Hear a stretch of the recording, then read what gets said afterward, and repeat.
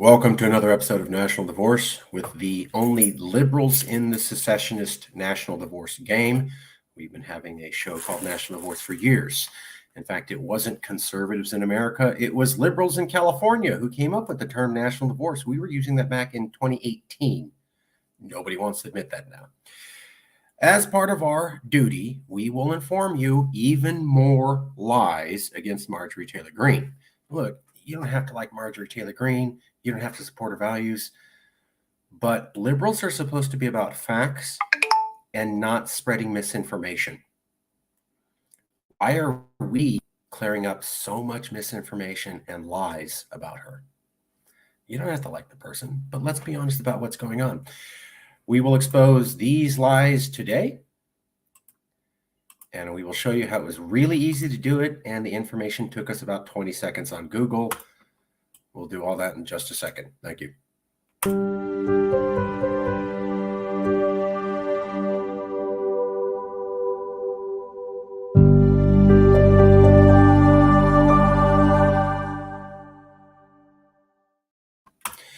Let's get right to it. I'm going to show you an update of where Marjorie Taylor Greene is right now in the discussion.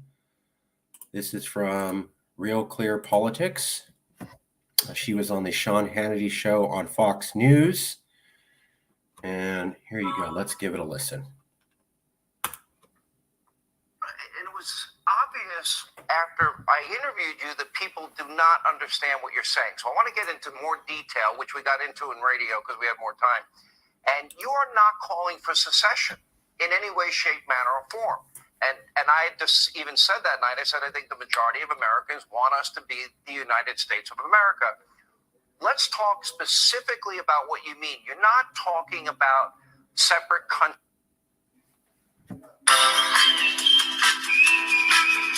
Sorry, ridiculous. They got to play a commercial right at this moment. Just a second.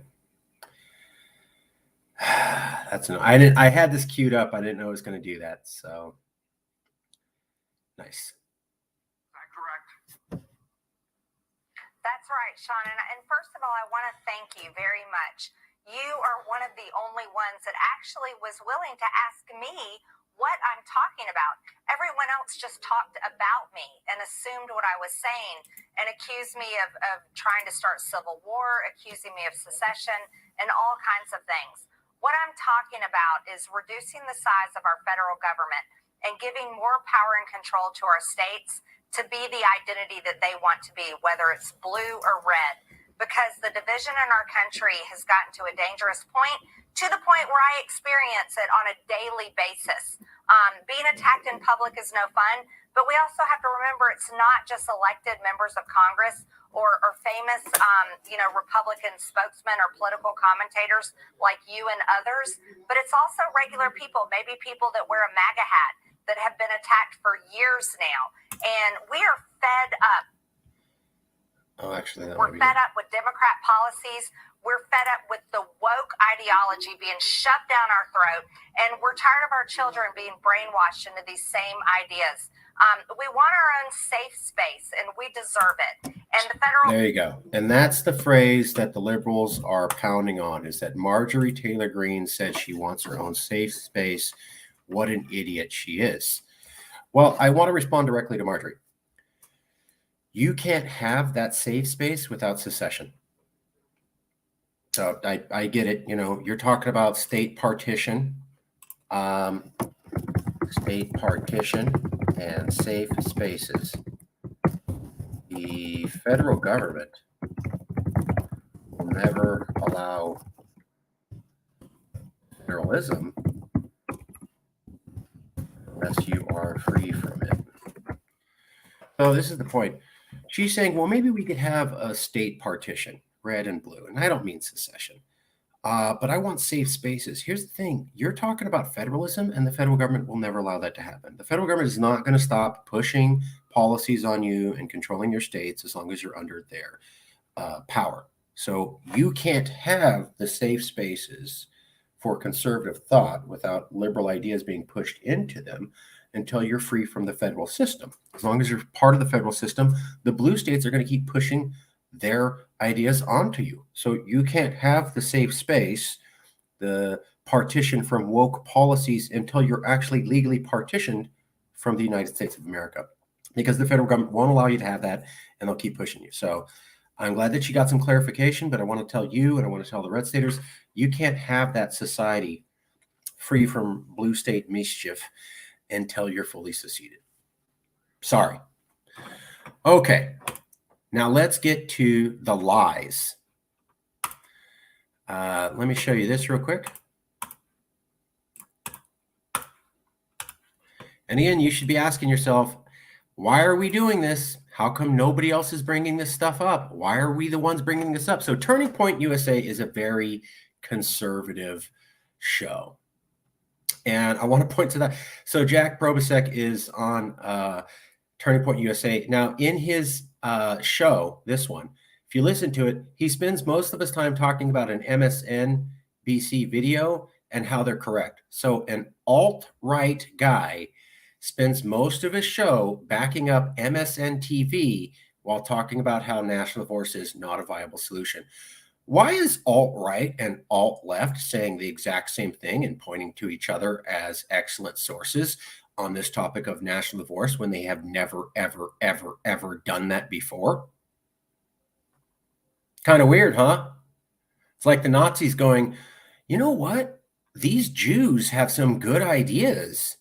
Let's talk. That's just saying. Okay, so he's talking about national divorce. This would not be a viable solution to our problems for a couple reasons. One, has to lead to a massive civil war. You cannot partition the states without a massive civil war, period. Two, the U.S. economy is too integrated to be broken up into separate states. States rely for goods and services. They'd be cut off. Three, liberal states would starve because most of the food comes from the Midwest. So there you go. Has to be war. The economy is too integrated to allow this. All food comes from the red states, and blue states would be screwed. So let me show you how that's all lies. Here we go. We'll just start going down the thing where I knock out the truth. And again, everybody should know this took us 5 minutes on Google. So how come they can't figure it out? So we actually looked up agriculture in America and where food production comes from. And here's something you should know. Most of the red states are those beige ones that make wheat. In the deep south, they grow peanuts. So most of the red states grow wheat. That is their number one crop, or peanuts, and that's all they make. So when he says we're going to cut you off, what he really means is we're cutting you off from wheat. If you are in the blue states and you eat anything other than wheat, this will not be an effect on you, period. Here's why most of the red states make wheat and only wheat. They also do corn and soybeans. They grew what are called grain crops for this reason. Because most of the red states make crops for animals. See the green states? Those are the ones that grow crops for human consumption. Maine is blue. Connecticut is blue. New Jersey is blue. Oregon and Washington are blue. California is blue. Florida isn't, and Georgia isn't, but look at the percentages. So when we're looking at this, what we're seeing is that a lot of the red states grow wheat just for grain crops, and blue states grow everything else that you eat, all fruits and vegetables. So if you eat anything other than wheat and soybeans and corn, or beef and chicken, you're only going to get that in blue states. So right away, he's saying blue states, all the food comes from them. Total lie. I just showed you how that's not true. So wheat, soybean, animal crop, feed for animals comes from the Midwest, red states and South. Most actual food that humans consume, that's not beef or chicken, comes from blue states. So total lie. You got that wrong. Okay, let's go to, sorry. I want to knock these out in order. Here we go. Let's go to part 2. You can't split states because you can't be part of national or international trade. Let me show you how that's completely wrong. And what's really sad is Jack Probastek in his show spends time going, these are complex international issues, and a lot of people don't understand them, and you really got to understand. And then he proceeds to get the information wrong. Sagar and Jetty, who's on the left, did the same thing. These people don't know history, and then he proceeded to get history wrong. So I see a lot of people going, these people are idiots. They don't know this or that law. And then those same people who criticize others for not knowing it then continue to spread misinformation and stupidity about whatever topic they're showing. Jack Probastek literally said, you got to understand this. You don't understand the issues. All the food comes from the Red States. I literally showed you how that's a lie. That took 30 seconds to find on Google. How come he can't figure that out? Why can't we have this conversation? I don't know. Let me show you some other stuff they're saying that's a lie. So you can't leave because international trade would stop. Actually, that's not true at all. So Scotland is in the process of trying to secede from England. And one of the reasons that Scotland feels that it can secede is because of international trade. The world does international trade. Europe does international trade. In fact, from Scotland's opinion, their prime minister and their economists have been saying this is the best time to secede. Because most of the world participates in international trade deals, already has multiple leagues that they've signed into, a state can leave a larger union and then immediately join that trade union, and they're back to good. So Scotland could leave England, but join the EU, and because it could join this existing trade union and just accept their terms, its economy would be fine, separate from England. So actually, Jack Probasek's understanding of the entire global reality for international trade is completely backwards. Because we have more international trade, because we have more agreements, it is now the best time for individual countries to get out there. That's why Catalonia was looking at this and Scotland was looking at this. Individuals are realizing that they can leave, form existing supranational trade unions, and have their economy locked in. That's not the only example. Here's this thing called the Canamex Corridor, Canada, America, and Mexico Corridor. It came as part of the NAFTA Free Trade Agreement, or NAFTA. It's also called the NAFTA Superhighway. Well, look at that. We have a freeway system that goes through Mexico, through America, and through Canada. 3 separate nations signed a trade deal that allows truckers to move through 3 separate countries. So if you're a Mexican citizen, you can come into the US and you can go into Canada. We are constantly worried about illegal immigration, and yet we have had NAFTA for 20 years. And we allow Mexican truckers to come from Mexico, drive through America, and go into Canada. We allow Canadians to do the same, Americans to do the same thing. So international trade easily allows us to go past borders. And if we can have separate nations have easy travel arrangements, why can't we have states? And why is it so impossible to think that all these states, if they left, would just join NAFTA? If you join NAFTA, you're immediately part of the same trade agreements that you were part of with America. You don't have to be part of America to sign NAFTA. You could just sign NAFTA on your own and you're back to where you were. This is what Scotland was saying. Scotland was looking forward to joining the EU. Brexit pulled England out. And they said, well, we still want to join the EU even without you. And we know that because it's a whole plan and all we have to do is say yes and accept their terms, we're immediately in the game. Same thing happens here. States could agree to sign on NAFTA. They would not lose international trade, be part of an international trade regime. Additionally, we know from international trade, you can easily have transportation between borders, not a problem at all. So this idea that the states would have to stop trading if they broke up is assuming a lot. It's assuming that they said, I don't want to join NAFTA. I don't want to join any trade agreements. I'm okay with my economy collapsing from no jobs and no trade. And I would never allow someone from an outside state to drive through, even though it benefited my economy. Bunch of huge assumptions that most of the rest of the world would never agree to. So Probasek's inserting thoughts into the American mind that most of the planet has realized are stupid and they don't go for it. So again, he got that wrong.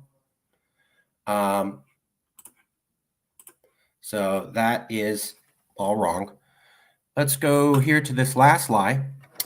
This would require a massive population shift like never seen before. And that would be tragic like India and Pakistan's partition. So you're going to see a lot of people talking about national divorce. They're going to go, didn't India and Pakistan have a national partition, and then that results in a lot of people being killed and murdered. Well, we're having trouble tolerating each other. We, of course, if we have this national partition, it must mean bloodshed. It must mean death. It must mean a massive population transfer like we've never seen before, human suffering, Pakistan, India, death, etc. Just because you're trying to move this many humans, there's no way we could do it peacefully in America. Lies. Let me show you how that's all a lie again. And again, took about 4 minutes on Google for this one. This one was a little bit tougher. It wasn't 30 seconds. It was about 4 minutes. But here you go. Why can't they bring this up? So the first thing I'd like to point out is we have had wars for partition between states in America. The Toledo War was a famous war in 1835 to 1836 between Michigan and Ohio, where they sent thousands of troops to occupy land, and they were shooting at each other.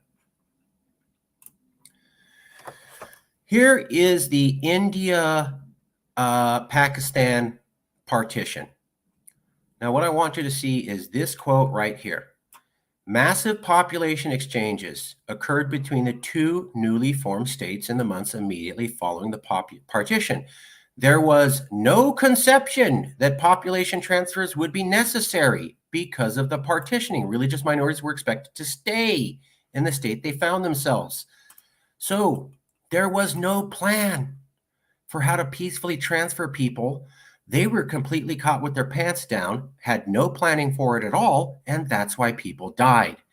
We're having a conversation. We could also have a plan. So when I see India, Pakistan, and it must mean that that only happens if you have no plan and you assume that there would be no population moving at all.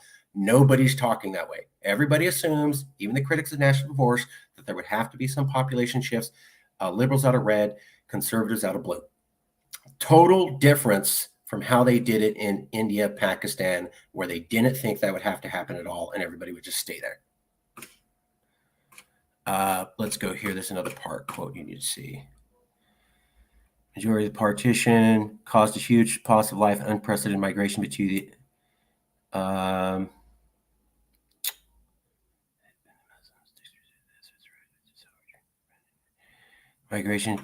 migration took place hastily and with little warning. So they had no plan. They completely didn't expect it. They expected the opposite, and they had no preparation at all. We are talking about, before we even get into national divorce, how are you going to get all these people separated? So total opposite. Okay, now let's take a look at California, because a lot of people are saying, California, you can't split it because you have conservatives and liberals. So let me show you how that's a total lie. So here is California. Now look at the blue and the red.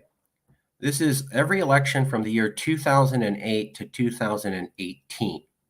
You'll see the dashed black line shows the extent of conservatives in 2008. Dashed black line equals extent of conservatives.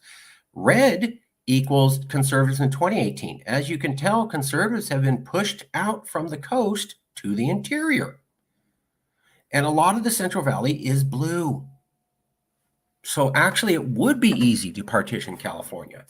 And no, it just wouldn't be coastal. It'd be coastal and interior. And the red states would literally have the mountains and the north alone. Here's the elections in, let's go to 2020. Here's the elections in 2020. You'll notice a similar pattern. See all that blue? And the red's only in the far north in the mountains. And then Bakersfield. I do admit Bakersfield. So Bakersfield, this area, Kern County, is an issue. But the rest of it's in the far north. That's the 2020 elections. Let's take a look at the 2022 elections. Kind of see the same thing. Hardcore red, hardcore red, hardcore red, hardcore red, red, red, red. What's this light pink? That means it barely turned conservative. What's this light beige brown? It's super barely conservative. What's this? They can't even tell if it's liberal or not. This is the Central Valley. Central Valley. And see this blue? That's Fresno, where I live. Everybody's like, Fresno's conservative. Really? What's that? That's a big chunk of blue. Maybe that's why these two are not as solid red as these. Solid red, not solid red. Solid red, not solid red. Blue, light pink, light pink. So not really secure Republican strongholds, not really secure Republican strongholds, not really secure Republican strongholds. Very secure, very secure. And yes, that includes Bakersfield. Absolutely secure, secure, secure. So if you have just the hardcore red, yes, you can easily partition California blue. This would all go blue. This would go blue. This would all go blue. That gives us the entire Central Valley, or most of it, all of the coast, all the Bay Area, all of Los Angeles, San Diego, Orange County, and the Inland Empire, with transportation access out to America. So there you go. And this is that one. So as you can see, these trends kind of hold. I just showed you how this election map from 2022 is not that different from this map. These were not hardcore Republican strongholds, not hardcore Republican strongholds, not hardcore Republican strongholds. So not hardcore, not hardcore, not hardcore matches this. So you can actually split up California easily. Okay, so let's take a look at some other states. You can't split up Texas, California, Georgia easily because the red blue lines example, there's no process to make this happen. So here we go. I'll show you how that's total garbage. And here we go. So this is the graphic for the video. And actually, it's not that hard to split up states. So what we did was we took election maps of recent elections and we compared them to what's called a population density map. And as you can see, sorry about that, the red line over the black outline on the population density map, which is in the background, the light green to dark green and red dots, the big map in the background, that's population density. You can see the states of Georgia and Texas. The pink in those states represents a major urban center. If you look at the maps to the left and right, so the map to the left, to the right of Georgia, the map to the left of Texas, it's the election map. And what you're seeing is that we could literally just draw a line and cut off the major population center from the rest of the state. That would leave 2/3 of the rest of the state intact, where they are mostly rural. Most of Texas by land is rural and conservative. Most of Georgia by land is rural and conservative. It is these major population clusters, which you can see by the giant blue circles on the maps that are white to the left and to the right. A simple line splits them. You could have a small state that could keep the blue population centers. Same thing with Georgia, same thing with Texas. 2/3 of the body of the remaining state stays intact. And that 2/3 is where most of the rural conservative population is. So the blue states that break off could be as blue as they want. The red states that remain behind in Georgia and Texas would likely stay red because they don't have gigantic major population centers, at least not enough in comparison to the rural area. Yeah, there's a few cities left, and the red states should have a few cities. But I wanted to show one line, easy partition. How are you going to separate the red and the blue? We just did it. So the red state people that are living on the blue state would have to move. And the blue staters would have to move, et cetera. And same thing with Georgia. The red state people living around, I believe that's Atlanta, would have to move. And blue state people in red Georgia would have to move. But think about this. They're moving within their own state. They're moving within their own state, and we have roads. That's what, a 2-hour drive max? So in 2 hours, the Great Migration is over. I know Texas is pretty big. Let's say 5 hours. Georgia's pretty small. Let's say 2 hours. So in 2 hours, this Great Migration that would have to happen would be over. It's not like India, Pakistan. India, Pakistan, there were no roads. There were monsoons, bad weather, no protection, and no travel routes. And people walked on foot. We have travel routes, cars, gas. People could do this in about 2 hours. Metrically different. Super easy to draw a line between the major population center that's blue, the urban center, and the entire rest of the state. Not hard to do at all. So that's the other one. It's actually kind of easy to do that. Now, the other part is they're saying, we don't need this massive split population because we're actually all together. Actually, I don't need to show you that.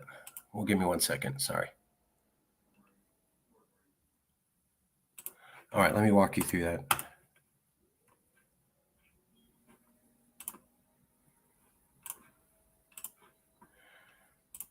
So this was the Texas election map. See these blue circles? Yeah. Yes, you have these here, but these are the big ones, Dallas and Houston. And if you drew a line there, these blue are not big enough to overwhelm the rest of this red.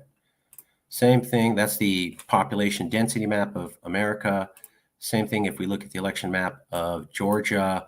So most of this is red. Here's the few urban areas there at Atlanta. Atlanta is what's shifting the entire state blue, just like these urban areas are what's shifting all of Texas red. All of Texas isn't going red. Liberals are moving to here and here specifically, and then making the entire state go that way. The liberals are not moving out here to conservative parts and changing the nature. This is all staying real hardcore red. They're moving to these two cities, and the populations are so big, they're shifting the election for the rest of the state. Same thing with Georgia and Atlanta. So, okay, not a viable solution. We got that. Okay, give me 1 second.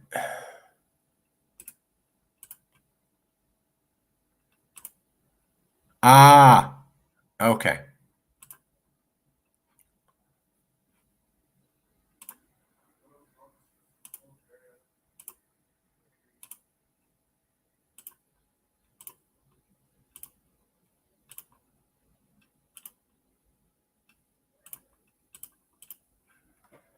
Admission to the Union. Sorry, there was an important thing I needed to show you guys.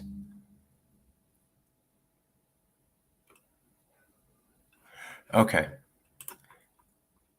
Here we go. So you can't have partitions because you'd have to have a massive population shift and people moving back and forth, and that'd be like India, Pakistan. So let me show you how that's all wrong.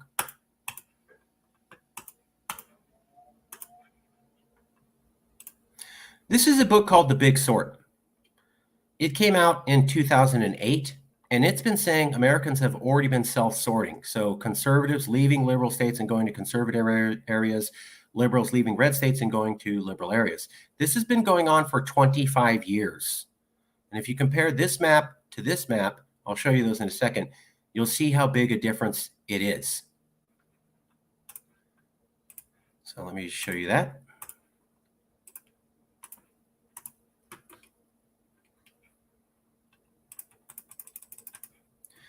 This is what he's talking about. So here's the presidential elections. See how that's 2004, and this is the presidential election for 2016. Now, if you look at the map on the left, you're going to see a lot of purple. Look at the map on the right. It's only dark red and dark blue. Map on the left has purplish blue, purplish red, and red. Map on the right, only red or only blue. That means people self-sorted. And the red areas became more hardcore red with fewer liberals, and the liberal areas had fewer conservatives and became more hardcore liberal. We have already been sorting ourselves for 15 years. Presidential election maps already show that. Secondly, we're going to look at landslide voting counties, and that was the map that was in the Big Sort. Here's the New York Times even admitting that this is bad. So look at 1992. Red equals Republican landslide counties. Blue equals Democrat landslide counties. Landslide counties are where it's like an 80-90% chance that it's going to be Democrat or Republican. You might as well not even run. So if you look at 92, a lot of America was gray. What that means is that you could be a Democrat or a Republican, and it was based up to your ideas if you were going to win. People weren't so like, we're hardcore Democrats or we're hardcore liberals. And now look at 96. Then look at 2000, see how a lot of gray's gone? Then 2012, and then 2016. So look at this map, 1992, gray equals open to diversity on elections. almost no gray left. Almost all red or blue. That means people already sorted themselves into other counties. These are called landslide election counties. This map matches this map.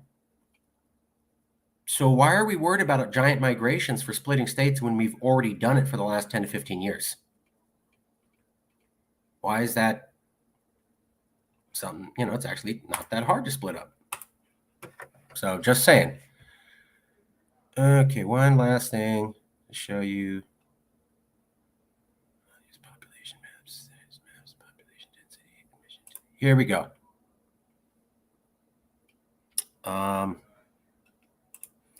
People were saying, you can't partition. There's no way to do that. Actually, that's a total lie.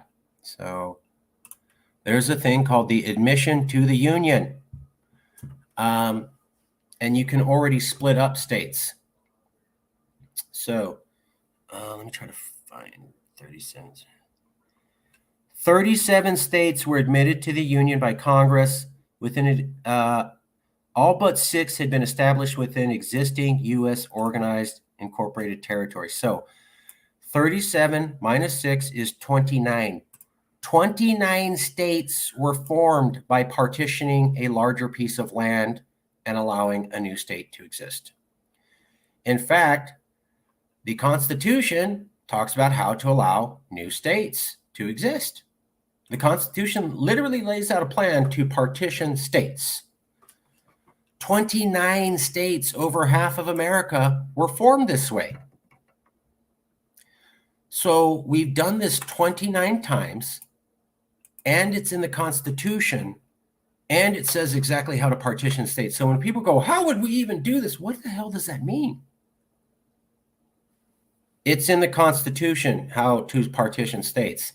Lays out a clear process of votes. It's been around 200 years. We've done it 29 times, which means it's massively established in law. So everything they said, how would we split up states? You can't do this without violence. It would require a gigantic transition of people. These states can't easily be split between red and blue. All the food comes from the red. You would lose international trade. All of that's a lie. Lies. Lies. Lies. Lies. All lies. We still can't have an honest conversation about national divorce and the facts related to it. So we are the only place providing you this information and going through the details. And as you can see, we provided all of our sources. And it really only took about 5 to 7 minutes to research this, which begs the question, how come they can't bring it up? Or they're trying to scare you and make sure you don't look into it because it's actually a lot easier than they said. I saw a lot of commentators say, there's no way you can split states like she's talking. What are you guys talking about it? We've done it 29 times. It's been around for 2 centuries. And you're acting like it never happened before. That's a straight up lie. Well, that's it. We will keep bringing you the facts, not the BS, so that you can make an informed decision because we think that's what's important in America.